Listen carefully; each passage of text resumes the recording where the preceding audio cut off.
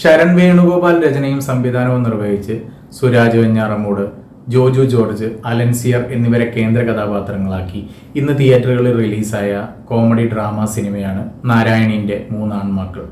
സിനിമയുടെ കഥാപശ്ചാത്തലം എന്ന് പറയുന്നത് കൊയിലാണ്ടിയാണ്. അവിടുത്തെ ഒരു തറവാട്, ആ തറവാട്ടിലെ നാരായണി എന്ന് പറയുന്ന സ്ത്രീയുടെ മൂന്നാൺമക്കൾ ജോജു ജോർജ്, സുരാജ് വെഞ്ഞാറമൂട്, അലൻസിയർ, ഇവർ മൂന്നുപേരാണ് കഥാപാത്രങ്ങളെ അവതരിപ്പിക്കുന്നത്.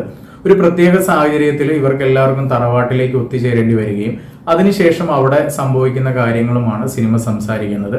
സിനിമ എനിക്കൊരു ആവറേജ് എക്സ്പീരിയൻസ് ആയിരുന്നു. കോമഡി ഡ്രാമ എന്ന് പറഞ്ഞെങ്കിലും എനിക്ക് ഫീൽ ചെയ്തത് ഒരു ഫാമിലി ഡ്രാമയായിട്ടാണ്. കോമഡി ഒക്കെ അങ്ങും ഇങ്ങും ഉണ്ട് എന്നതൊഴിച്ചാൽ ഇതൊരു ഫുൾ ആൻഡ് ഫുൾ ഔട്ട് ഒരു ഫാമിലി ഡ്രാമയാണ്.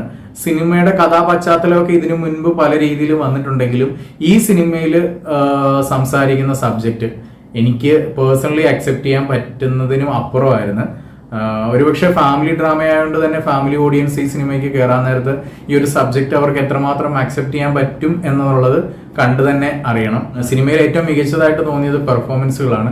എല്ലാവരും കിടിലമായിട്ട് ചെയ്തിട്ടുണ്ട്. സുരാജ്, അലൻസിയർ, ജോജു, അതുപോലെ തന്നെ ഷെല്ലി കിഷോർ, തോമസ് മാത്യു, ഗാർഗി അനന്തൻ, സജിത മഠത്തിൽ, ഇവരൊക്കെയാണ് പ്രധാന കഥാപാത്രങ്ങളൊക്കെ അവതരിപ്പിച്ചേക്കുന്നത്.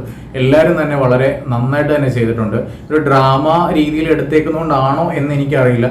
എനിക്ക് സിനിമ കണ്ടപ്പോൾ ഭയങ്കര നാച്ചുറൽ ആയിട്ടാണ് ഫീൽ ചെയ്തത്. ആക്ടിങ് ഒക്കെ അത്രയും പെർഫോമൻസുകൾ വളരെ മികച്ചു നിന്നു. സിനിമയിൽ എല്ലാവരും തന്നെ നന്നായിട്ട് ചെയ്തിട്ടുണ്ട്.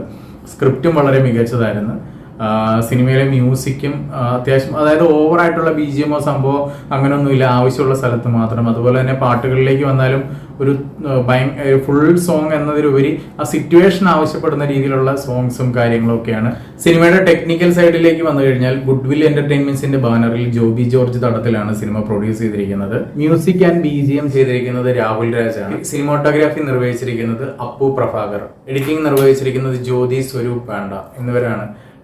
ടെക്നിക്കൽ സൈഡിലും സിനിമ മികച്ചു നിൽക്കുന്നു. പക്ഷേ ഞാനീ പറഞ്ഞതുപോലെ സിനിമ സംസാരിക്കുന്ന ആ ഒരു സബ്ജക്റ്റ് എനിക്ക് പേഴ്സണലി അക്സെപ്റ്റ് ചെയ്യാൻ പറ്റുന്നതായിരുന്നില്ല.